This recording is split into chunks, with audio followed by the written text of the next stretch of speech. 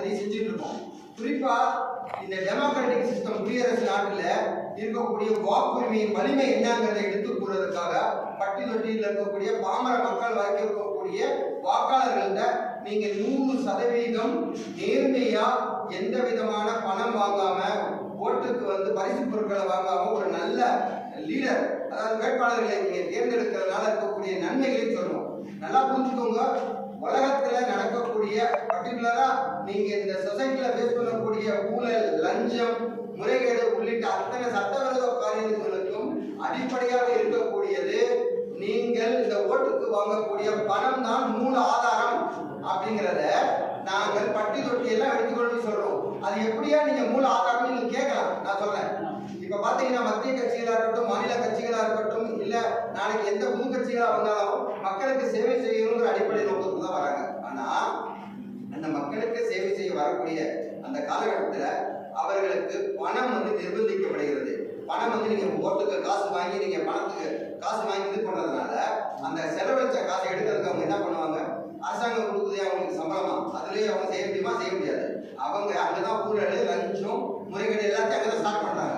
அவங்க கொடுத்தது இப்ப பிசினஸ் மாதிரி ஆயிடுச்சு. தேர்ந்தெடுக்கிறது பிசினஸ் மாதிரி ஆகிட்டாங்க. இன்வெஸ்ட்மெண்ட் பண்ணி அந்த பணத்தை முதலீடு வெளியே எடுக்கிற மாதிரி பண்ணிட்டாங்க. அதுக்கு மூல காரணமா வித்திட்டது இந்த வாக்காளர்கள் வாக்குக்கு பணம் வாங்குறதும் பரிசு பொருட்கள் வாங்குறதுதான். நீங்க தான் அந்த லஞ்சம், ஊழல், முறைகேடு எல்லாத்துக்கும் காரணமாகக்கூடியது. தேர்தலுக்கு அவர்களுக்கு நிர்பந்திக்கப்படக்கூடிய செலவுகள் தான். அந்த செலவுகளை நீங்க வேண்டாம், எங்களுக்கு ஓட்டுக்கு பணம் வேண்டாம், நாங்க நேர்மையான ஆட்சியாளர்களை உருவாக்கும் நீங்க முடிவெடுத்தீங்க அப்படின்னா தான் மாநில உரிமைகள் பாதிக்கப்படும், தன்னாட்சி மலரும். அதோட மட்டும் இல்லாம உங்களுக்கான வேட்பாளர் உங்களுக்கு நாளைக்கு ஓடி வேலை செய்வார். இன்னைக்கு நீங்க காசு வாங்கிட்டு நீங்க ஓட்டு போட்டீங்கன்னா எல்லா வேட்பாளர்களும், எல்லா அரசியல் கட்சி தலைவர்களும், அரசியல் கட்சிகளும் எதை நோக்கி வருது? நம்ம மக்களுக்கு சேவை செய்யணும்னு வருது. அப்படி மக்களுக்கு சேவை செய்யணும்னா அவங்க நாளைக்கு இலவசமா உங்களுக்கு சேவை செய்யணும். நீங்க இன்னைக்கு இலவசமா ஓட்டு போட்டீங்கன்னா தான் நாளைக்கு தரமான சேவையை நீங்க எதிர்பார்க்க முடியும். தரமான திட்டங்களை அவங்க அமல்படுத்த முடியும். இன்னைக்கு நீங்க வாங்கக்கூடிய அந்த ஓட்டுக்கு வாங்கக்கூடிய பணம் தான் நாளைக்கு ஓடு போடுறதுல இருந்து எல்லா கான்ட்ராக்ட்லயும் கை வைக்கப்படுகிறது.